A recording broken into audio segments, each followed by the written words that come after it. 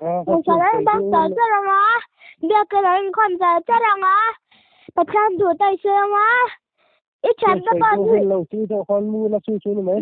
Rồi in ta bỏ ha. Rồi in tổ số bà chăn bố là in rằng cho nên và ra in cái mà. Ta muốn ta khi nhìn ông thầy tổ đơn nữa. Dù bà in cả sắp rắc tổ đơn nha. Cho nên mà. Bà chăn thủ tay xưa rằng á mà. Thường con bà bỏ rồi trở lại đó. Rồi tổ số. Và bà bỏ gì mà bỏ tùn bà bỏ tay bà bỏ. Rồi vậy cho đi. Chán. Ít ta bên các trò trai nó sẽ được chán. Các trò trai khẩn đôi nó sẽ được cho đi.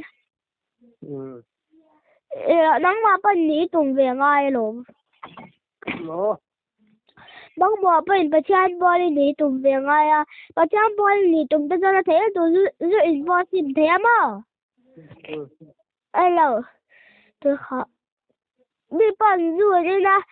Bà chán anh có mà. Dù bận ngày bà chán bó là lầu trong cầu sở là ta đâu in bó á. Thì khỏi bà chán. Chính xác đó mà. Chính xác tụi ta muốn về rồi. Chính xác đó mà. Phải bà đã mà cái tụi dù chính xác của ta. Tụi nó trong cái dù in cho đi. Tụi nó trong cái dù in cho đi. Bà chán bó lại trong thế đâu là nha. Bà chán. Em lúc bây phần đó đã đến lại tuổi đó. Dù bằng hay bằng ai trả ra bố khá.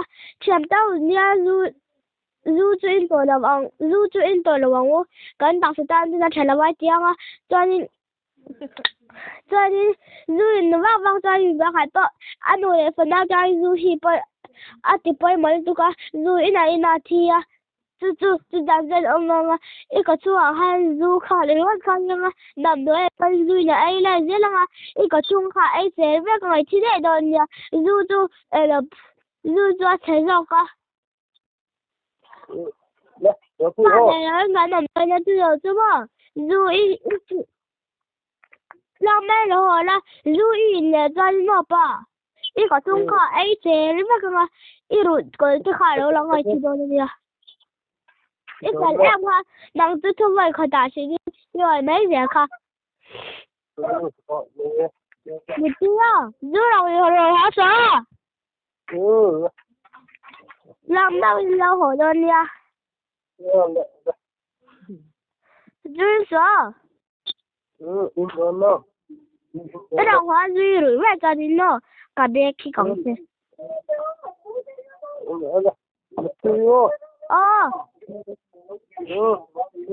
nó rất là nhẹ nhàng sẽ cần ban bên